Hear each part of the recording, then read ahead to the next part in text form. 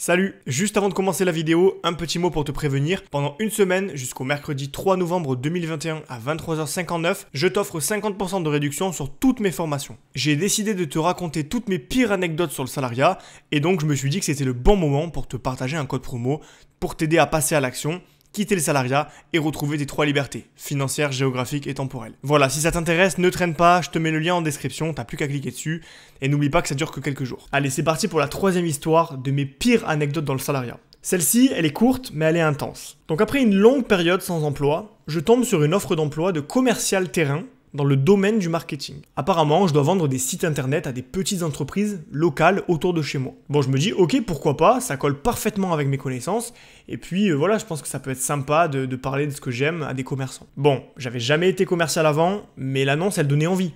Ambiance start-up, équipe jeune et dynamique, rémunération variable intéressante, formation complète, je me dis, pourquoi pas. Quelques jours plus tard, le directeur m'appelle et me propose un entretien dans ses locaux. Le jour J, je suis reçu par un mec d'une trentaine d'années, super sympa, vraiment dynamique.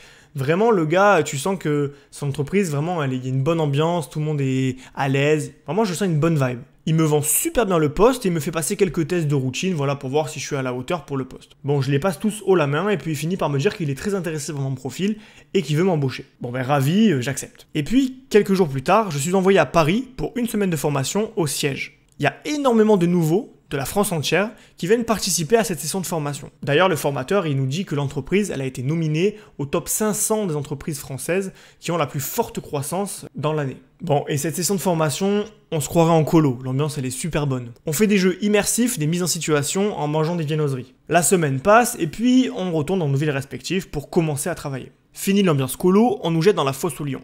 J'arrive dans un standard téléphonique. On m'annonce que je dois appeler des entreprises de la région au hasard et leur proposer des rendez-vous. On m'annonce aussi que les rendez-vous physiques sont réservés aux commerciaux qui ont déjà décroché un certain nombre de rendez-vous téléphoniques. Il y avait une genre de hiérarchie dans les commerciaux. En gros, il y avait les nouveaux qui se tapaient le sale boulot et il y avait les bons commerciaux qui, eux, allaient carrément conclure la vente. Donc première déconvenue, je n'ai aucun fichier client à ma disposition. Je dois parcourir les pages jaunes pour trouver des numéros d'entreprises à appeler. On me donne un script de vente que je dois lire mot à mot pour convaincre la personne de décrocher un rendez-vous.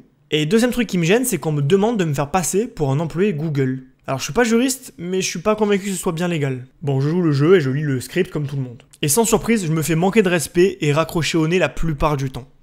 Mes interlocuteurs, ils sentent l'embrouille et certains m'annoncent qu'ils ont déjà été appelés des dizaines de fois par nos commerciaux. En même temps, ça m'étonne pas. Si tout le monde fait comme moi et va dans les pages jaunes pour choper des numéros, qu'il n'y a aucun suivi sur les numéros qui sont appelés et qu'il n'y a pas de suivi client tout simplement, bah c'est logique qu'on appelle les mêmes personnes en boucle. Bon, je persévère, c'est difficile mais je persévère, et après une dizaine d'appels ratés, je décroche mon premier rendez-vous physique. Je suis content, mais à la fin de la journée, je suis vidé. Voilà, je suis complètement vidé, je suis introverti et plutôt sensible, et j'absorbe toute cette négativité, ce qui me fait manquer d'énergie très vite. Pendant les pauses, on nous convie à jouer au blind test. Non, en fait, on nous convie pas, on nous oblige à participer au blind test. Avec une petite subtilité. Ceux qui ont décroché des rendez-vous le matin vont avoir des bonus en temps sur le blind test. Genre par exemple, si j'ai décroché un rendez-vous, je vais avoir 15 secondes où personne ne pourra faire de proposition quand la musique va partir. Et ensuite, ils pourront participer, mais du coup, j'ai 15 secondes où je joue tout seul. Évidemment, il y a des bons d'achat à gagner chez plein d'enseignes pour ceux qui gagnent les parties de blind test. Et dans la salle de pause, il y a des dizaines de classements qui sont affichés partout. En fait, on se rend compte qu'absolument tout est évalué. Tu vois, le blind test, c'est un petit peu le symptôme, mais en fait, partout, il y a des posters où il y a écrit le meilleur vendeur, celui qui a fait le plus gros contrat. Et à chaque fois, il y a des noms. Chaque mois, c'est mis à jour. Et il y a vraiment un gros tableau, enfin plein de tableaux sur le mur avec les photos des employés et tout. Donc ça montre bien quand même qu'il y a ce côté très américain. Voilà, on est sur du management à l'américaine à fond. Ici, c'est la compétition qui prime. Et on voit que la collaboration, c'est pas forcément quelque chose qui est très implanté chez eux. Eux, ils sont vraiment dans qui sera le meilleur, qui fera le meilleur chiffre. Et même entre les villes, il y a une genre de compétition qui s'est créée. Genre, oui, Marseille est plus fort que Paris, Marseille est moins fort que Lyon. Voilà, il y a vraiment cette structure qui s'est créée qui fait que si on est quelqu'un de compétitif, c'est ok, on s'y sent bien. Mais si on est quelqu'un comme moi qui est plutôt collaboratif, qui a envie de travailler avec plutôt que contre, on va se sentir extrêmement inhibé. Voilà, la performance, c'est le maître mot de cette entreprise. Le seul moyen de te motiver, c'est des chèques cadeaux, des primes et des postes, en fait, on te fait miroiter des postes supérieurs, donc une forme de reconnaissance sociale. En fait, la cohésion, elle est là qu'en apparence. Le matin, on t'oblige à venir 30 minutes avant le début de la journée pour partager un café tous ensemble. Sur le papier, c'est sympa, mais si tu prends 30 minutes chaque jour pour aller boire un café, en fait, ça fait beaucoup d'heures que tu offres à l'entreprise, surtout que tu n'es pas payé. Et évidemment, si l'entreprise elle fait ça, c'est pas pour faire de la cohésion, c'est aussi parce que les gens, quand ils arrivent à leur pile, ils perdent 10 minutes le temps de s'installer, et du coup, ils perdent du temps de travail.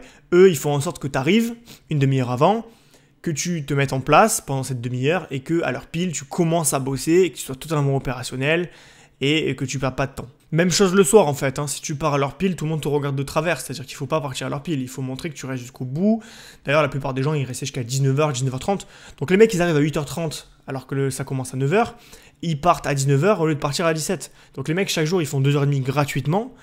Voilà, au bout d'un moment, je veux bien aimer mon travail, mais pas à ce point-là, quoi. Et tu pouvais littéralement te faire convoquer dans le bureau du chef si t'arrivais trop tard le matin, même si ta journée n'avait pas officiellement commencé, et si tu partais trop tôt le soir, même si ta journée était officiellement finie. Autre indice important, dans ma ville, aucun commercial n'avait plus d'1 an d'ancienneté. Et pourtant, l'entreprise avait plus d'1 an. Il y a un chef qui m'a avoué à demi-mot, sans vraiment le dire, que le turnover était très élevé, et qu'ils étaient obligés de recruter en permanence pour continuer à fonctionner. D'ailleurs, je regardais l'annonce récemment et je vois qu'elle y était encore et qu'elle est en fait toujours en ligne, cette annonce. En même temps, je suis pas surpris. Le métier est objectivement difficile. Commercial, c'est un métier qui est difficile en général. Et puis, l'entreprise, elle avait un management à l'américaine, c'est-à-dire qu'elle vraiment, en plus d'avoir un métier difficile, elle allait pousser les gens jusqu'à la rupture. En fait, un petit peu comme des citrons, on est pressé et une fois qu'on n'a plus de jus, on est balancé et on en prend un nouveau. La semaine suivante, j'ai été affecté à un binôme avec un commercial expérimenté pour que je le suive et que je regarde un petit peu comment il s'y prend pour vendre en physique. Donc pendant une journée, je l'ai suivi et il a eu 3 rendez-vous, donc des rendez-vous qui avaient été décrochés par les commerciaux débutants qui, eux, appelaient, se prenaient les bâches et ensuite donnaient des rendez-vous aux expérimentés. Sur les 3 rendez-vous, il a réussi à signer un contrat. Franchement, c'était pas mal. Je trouvais qu'il était très bon commercial, même s'il lisait le script. Enfin, le script, il le connaissait par cœur. Mais voilà, le mec était bon, il savait ce qu'il faisait, il était convaincant. Et voilà, il a fait une bonne journée. On est parti le matin à 8h et on est rentré le soir à 20h. On a parcouru 300 km sur la journée, car les rendez-vous étaient dispatchés dans toute la région et pas seulement dans la ville. Ah oui, et les frais de transport ne sont pas remboursés. C'est-à-dire que le commercial, il m'a dit qu'il faisait tout ça pour 2000 € net, moins l'essence et moins les péages. D'ailleurs, il me dit que sa journée de chip, en fait, elle ressemble à celle qu'on venait de vivre, c'est-à-dire que tous les jours, il faisait à peu près des journées similaires. Et il m'a dit que je devais me préparer à bosser beaucoup. Le soir, je suis rentré chez moi vraiment fatigué. Il y a des amis qui m'ont proposé d'aller boire un verre, j'ai accepté et je les ai rejoints. Et après une simple discussion avec eux, j'ai été convaincu de quitter l'entreprise dès le lendemain parce que quand je leur ai raconté ce que j'ai vécu, ils m'ont dit mais c'est incroyable. Morale de l'histoire, je réalise une nouvelle fois que le salariat n'a rien à m'apporter. En fait, aucun chèque cadeau ne mérite de sacrifier sa vie personnelle. Je veux dire, l'argent c'est bien, mais ça devrait pas être une finalité. J'ai vraiment compris que mon temps et mon énergie mentale étaient très importants. Se faire insulter au téléphone toute la journée, c'est inhumain. Je sais pas comment font les gens qui subissent ça et qui supportent ça, mais travailler derrière un standard téléphonique, c'est horrible. Souvent, on se fait appeler par les gens et on se dit « ouais, ils sont chiants à nous appeler ». Mais quand je pense à tous ces gens qui se font toute la journée insulter, raccrocher au nez et tout ça, ça doit être très compliqué pour eux de subir ça, pour l'avoir vécu de l'autre côté. Je me suis dit que j'avais plus à apporter au monde en créant quelque chose de mes mains, plutôt qu'en étant un citron que l'on presse pour faire grossir le projet d'un autre. L'ambiance familiale n'existe définitivement pas, c'est un leurre pour masquer les inconvénients du salariat. Le salariat, c'est des jeux de pouvoir et des enjeux économiques. Mais en tout cas, le salariat, c'est un modèle qui est vraiment inadapté aux introvertis, qui ont besoin de travailler seuls, d'être seuls avec eux-mêmes, de créer des choses, voilà, de trouver du sens à ce qu'ils font. Pour un extraverti, c'est sûrement plus facile d'être commercial. Et d'ailleurs, il y en avait qui restaient et qui étaient pas trop mal. Bon, même s'ils étaient fatigués, mais ils étaient pas trop mal. Donc je me dis, moi, c'est aussi parce que j'étais introverti que j'ai craqué aussi vite, en fait. Et quand je vois que j'étais payé au SMIC en salaire fixe, parce qu'il y avait un variable, pour faire tout ce que je faisais, avec le temps que je passais, avec l'énergie que je mettais et le mal-être que ça pouvait m'apporter derrière, je me dis qu'en fait, il y a des moyens tellement plus simples de gagner de l'argent sans se fatiguer. Par exemple, moi, je mets en place en ce moment des projets minimalistes, des petits projets rentables, comme je les appelle. C'est des projets qui ont une ligne de départ et une ligne d'arrivée. On le lance de A à Z, et une fois qu'il est lancé, on l'automatise et il rapporte de l'argent automatiquement. Je fais ça en vendant des livres sur Amazon, par exemple, ou je fais ça aussi en vendant des stocks photos sur des plateformes de stock. Donc, par exemple, je vais prendre des photos, je vais les publier sur une plateforme et je vais être rémunéré pour ça. Donc, je gagne de l'argent sans rien faire. Je fais une action une fois et ensuite ça rapporte automatiquement. Là par exemple aujourd'hui mes livres m'ont rapporté je crois 20 € à peu près alors que j'ai rien fait pour vendre ces livres. C'est des gens qui les ont trouvés automatiquement grâce à mon système d'automatisation. Et justement, je fais le pont avec la formation du jour, celle que je mets à l'honneur. Il y a 2 formations que je mets à l'honneur aujourd'hui. La première, c'est rentabiliser ses photos souvenirs. Et la deuxième, c'est vivre de sa plume. C'est 2 formations qui t'expliquent respectivement comment gagner de l'argent en publiant tes vieilles photos souvenirs sur des plateformes. Donc gagner de l'argent de 30 à 100 euros par mois. Et comment gagner de 100 à 300 euros par mois en vendant des petits livres sur Amazon. Des petits livres qui vont te prendre quelques semaines à écrire, 30 jours tout simplement. Donc voilà, c'est des projets toujours qui vont te permettre de te libérer du temps et de gagner de l'argent. Donc de générer des revenus automatiques et donc de ne plus offrir tout ton temps à un patron. L'idée, c'est pas de travailler dur, de se tuer à la tâche, c'est de travailler plus intelligemment pour gagner plus en faisant moins.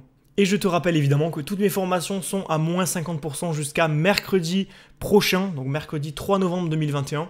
Si tu veux en profiter, c'est maintenant ou jamais. Parce que si tu ne le fais pas, elles vont repasser au prix initial.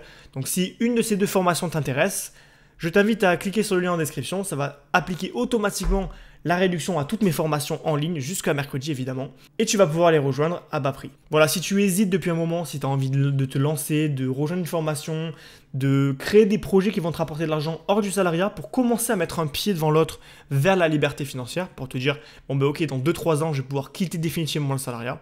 Alors je t'invite vraiment à rejoindre une formation maintenant parce que franchement, c'est une belle opportunité pour te lancer. Le lien est en description.